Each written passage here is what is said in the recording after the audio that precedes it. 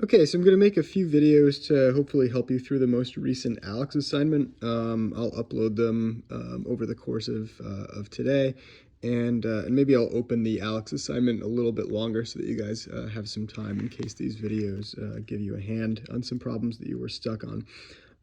So an example of a problem of a type like the first one that they give you is they give you a polynomial function g of x equals 7x to the fourth minus 22x cubed plus 16x squared plus x minus 2. And they tell you that this function has at least one rational zero, and they want you to use this fact to find all of the zeros of the function. So if the function has at least one rational zero, what we can do is use the rational zeros theorem to kind of narrow down what those zeros might be. So remember, the rational zeros theorem tells us that any rational zeros that this polynomial might have arise from factors of the constant term and the leading coefficient. So the constant term is 2. So the numerator of our possible factor is going to have either plus or minus 1 or plus or minus 2. Those are the factors of 2. And the denominator is going to be either plus or minus 1 or plus or minus 7. So those are the factors of 7. So our our options, more or less, are plus or minus 1, okay, plus or minus 2, and plus or minus 1/7. Okay, so those are our 6 options, more or less. Okay, so or I guess plus or minus 2/7 is an option as well. Okay, so we have basically 8 options that we have to choose from. So the way that we figure out which ones are really solutions and which ones aren't is just kind of trial and error using synthetic division or synthetic substitution. So remember, we'll just kind of set up. So 7's our first coefficient, then negative 22, then 16, then 1, and negative 2. I always like to try simpler ones first, just to kind of see if, the easiest scenario winds up being the one that actually works. So let's try 1 first. So we bring down the 7, we do 1 times 7, that gives us 7. We do negative 22 plus 7, that gives us negative 15. 1 times negative 15 is going to give us negative 15. 16 minus 15 gives us 1. 1 times 1 gives us 1. 1 plus 1 gives us 2. 1 times 2 gives us 2, plus negative 2 gives us 0. And because we get this 0 here as our remainder, that means that this is a root. Okay, so where some of you might be getting stuck is how to use the fact that 1 is a root to rewrite g of x. So because we synthetically divide 1 into our original polynomial and we get 0 remainder, what that means is that x minus 1 is a factor. Okay, remember that if we plug 1 in for x, this is going to make this factor equal to 0. Now what's left behind, okay, these are the coefficients, and we're starting now with x cubed instead of x to the fourth because we've divided a polynomial of degree 1 or a binomial of degree 1 into it. So we can rewrite g of x as x minus 1 times, now we'll have 7x cubed, okay, minus 15x squared plus x plus 2, okay?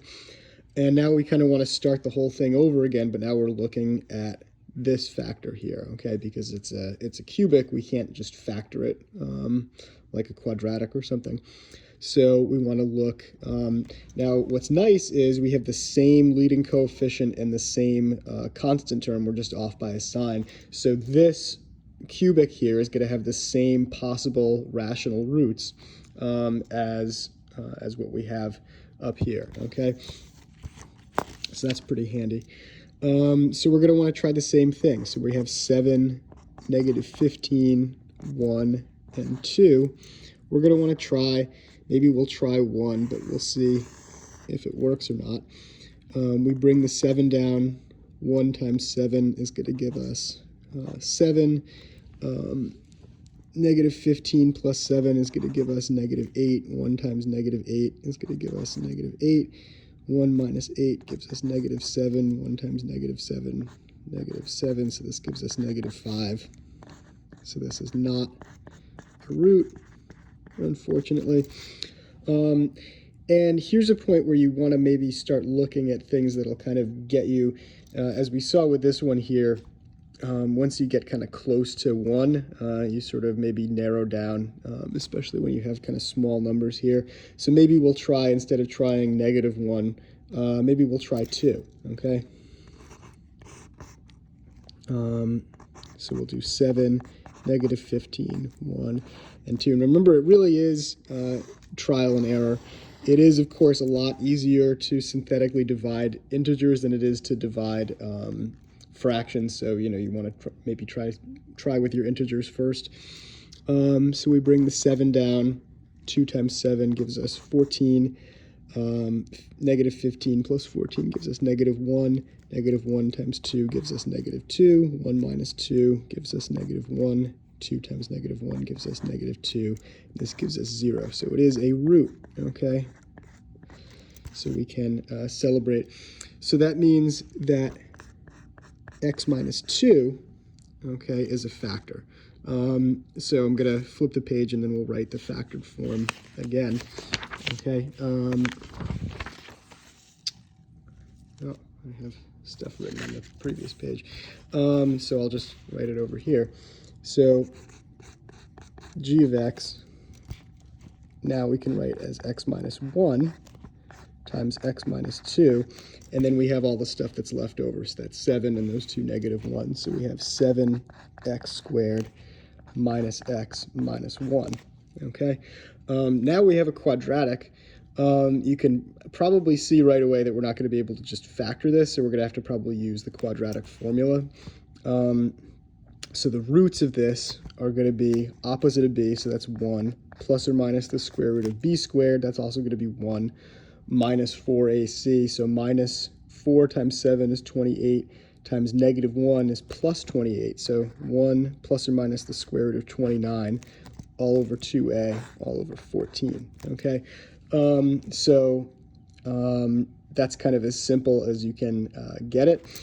And so we can write that g of x equals x minus 1 times x minus 2 times x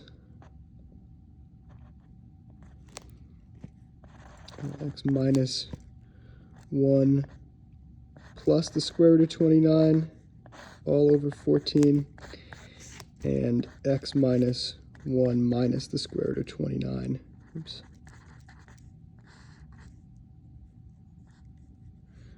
All over 14.